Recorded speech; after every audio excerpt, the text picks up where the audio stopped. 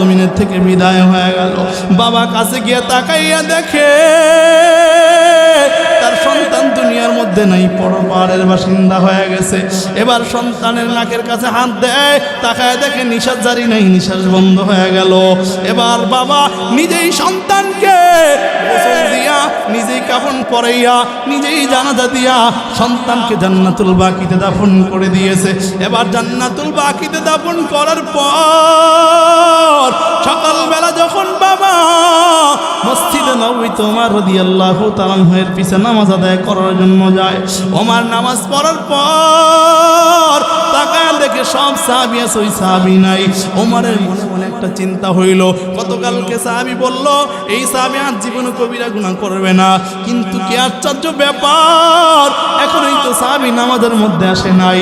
ওমর ওই সাহাবীর ব্যাপারে তার বাবার কাছে প্রশ্ন করলো, তুমি বলো তোমার বাবা কেন আসে নাই, তোমার সন্তান কেন আসে নাই? এবার ডেকে বলে, রে ওমর, আমার সন্তান তো জমিনের মধ্যে নাই, আমার সন্তান জমিন থেকে পরপারে বিদায় হয়ে গেছে। বলে তোমার সন্তানের হালত কি বলো? বলে আমার সন্তান গতকালকে রাত্রে আমার সন্তান এখান থেকে বয়ান শুনেছে, ওয়ালিমান খাফা মাকামা রাব্বিহি জান্নাতান, যারা আল্লাহর ভয়ে গুনাহ ছেড়ে দেয় আল্লাহ হাসরের ময়দানে তাদেরকে দুইটা জান্নাতের মালিক বানায় দিবে। আমার সন্তান রাতের বেলা যখন মসজিদে নববী থেকে আমার সন্তান যখন বাড়ির দিকে যাইতেছিল, একটা সুন্দরী পরিচিতা মহিলা উলঙ্গ আমার সন্তানের সামনে দাঁড়িয়েছিল। ঘরের মধ্যে অন্দরমহলে প্রবেশ করেছে, আল্লাহর ভয়ে যে না করে নাই, ফিরে এসেছে। তাহলে তোমার সন্তান কি হলো? বলে রাতের বেলা এমন জোরে কান্না করেছে, কান্না করতে করতে আমার সন্তান দুনিয়া থেকে চিরতরে বিদায় হয়ে গেছে। বলে তোমার সন্তানকে কি করেছো বলো?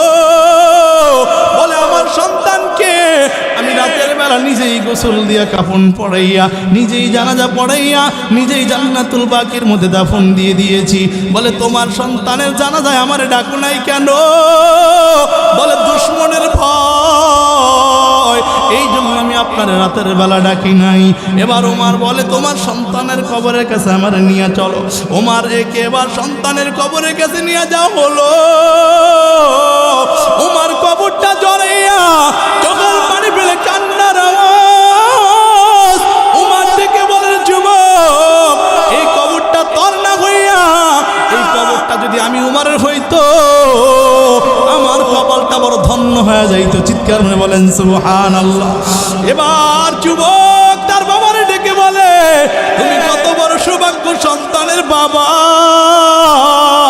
আল্লাহ তাআলা তোমার সন্তানকে জান্নাতের মধ্যে দুইটা ঘর বানায় দিয়েছে। জোরে কোন সুবহানাল্লাহ। আল্লাহ তাআলা এই কবরের মধ্যে আমি জান্নাতের তাজা ঘ্রাণ পাইতেছি। চিৎকার করে বলেন সুবহানাল্লাহ। এর নবীর উম্মতের দল, তাহলে বুঝাবার জন্য বলি ভালো করে শুনে নাও, যদি আল্লাহর ভয়ে গুনাহ ছেড়ে দেওয়া যায় আল্লাহ হাসরের ময়দানে জান্নাতের মালিক বানায় দিবে। জোরে কোন সুবহানাল্লাহ। কিন্তু বড় দুঃখ, আমাদের সমাজের মানুষ চেহারার দিকে তাকাইলে মনে হয় যেন মরবে না। ঠিক না বে? ঠিক কথা কয় না? মরলে তো এমনি মানুষ গুনাহ করতে পারে না। ঠিক বললাম না ভুল বললাম? মরলে এমনি গুনাহ করে? আশ্চর্য ব্যাপার।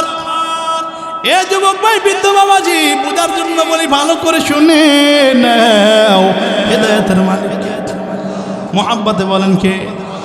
আর জোরে বলেন কে? দুনিয়ার মধ্যে আমি গুনাহ করলে কেউ না দেখলেও কে দেখে? দুধের মধ্যে আমি পানি মিশাইলে দুনিয়ার কেউ না দেখলেও কে দেখে? ঘরের মধ্যে ব্যবসায়ী মাল আটকায় দিলে দুনিয়ার কেউ না দেখলেও কে দেখে? মুহাব্বতে বলেন কে দেখে? আজকের যুবক, ও বৃদ্ধ বাবাজি, পর্দার মাগো, বুঝাবার জন্য বলি ভালো করে শুনে নেন। আজকে দুনিয়ার মধ্যে মা বোনদের ব্যাপারে হুজুর অনেক কথা বলেছে, আমি একটা হাদিস বলে আলোচনা শেষ করে দিব। দুনিয়ার মধ্যে আম্মা জানদের ব্যাপারে বুঝাবার জন্য বলি ভালো করে শুনে নেন। আজকে রাস্তা দিয়ে হাঁটে, পর্দা নাই, অনবরত চলতে থাকে, দুনিয়ার কেউ না দেখলেও কে দেখে?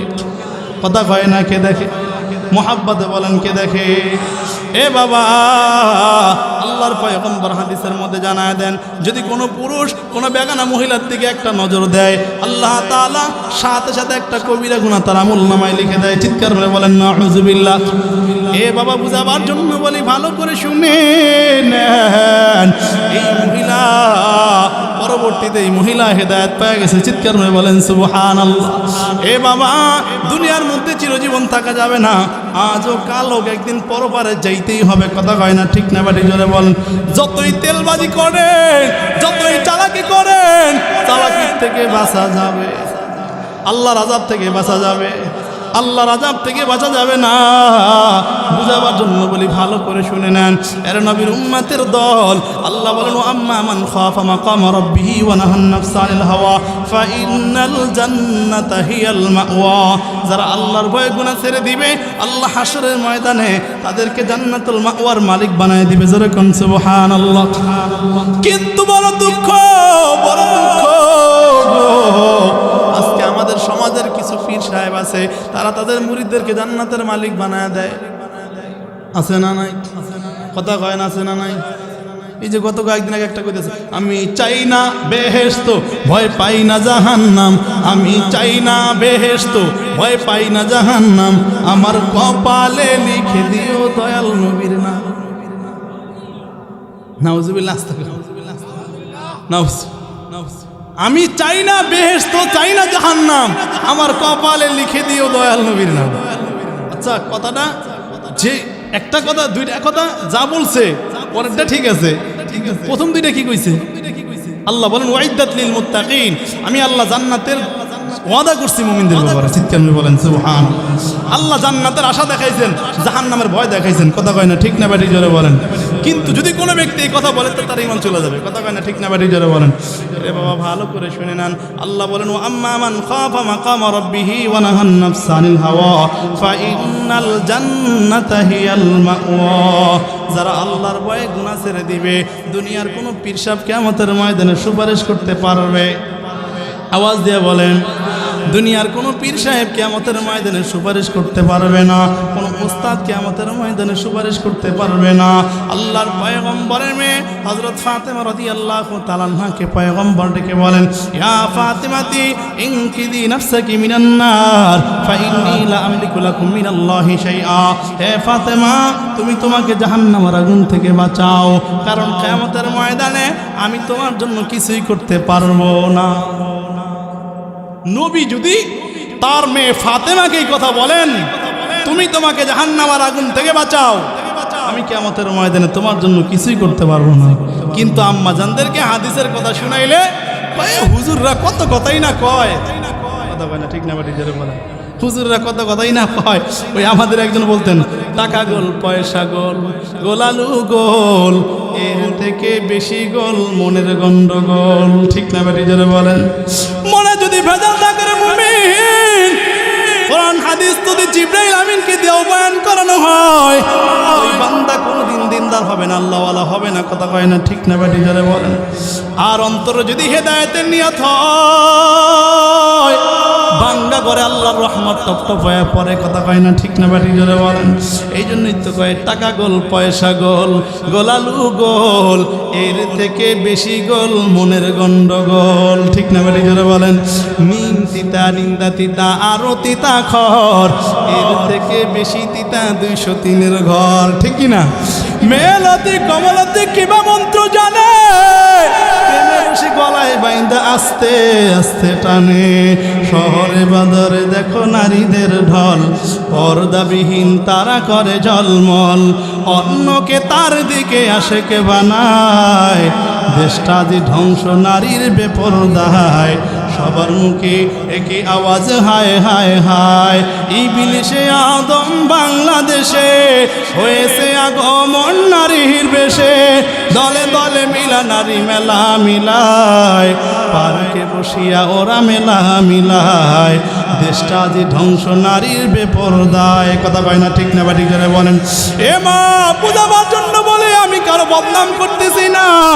আমার সারা জীবনেও আমি আম্মাজানদের আত্মমর্যাদা আঘাত করে কোনো কথা বলি নাই। আমার সোনার মা বোনেরা, শোনো দিয়া মন, নারী হইয়া জন্ম তোমার পর্দার প্রয়োজন। ঠিক না বা ঠিক করে বলেন? আমার সোনার মা বোনেরা, শোনো দিয়া মন, নারী হইয়া জন্ম তোমার পর্দার প্রয়োজন। মেয়েরা মায়ের জাতি কত যে সম্মান, পর্দা ছেড়ে আজ যে নারী হচ্ছে অপমান। ঠিক না বা ঠিক করে বলেন? পত্রিকারই পাতা খুললে প্রায় দেখা যায় এ সিন্ডিকেট নারী দর্শনে সব পাতায় রয়। ঠিক না বা ঠিক করে বলেন? পর্দা করে চললে নারী পাবে সবার শ্রদ্ধা, শয়তানির ভূষণ ছেড়ে করবে দিনের পর্দা। ঠিক না বা ঠিক করে?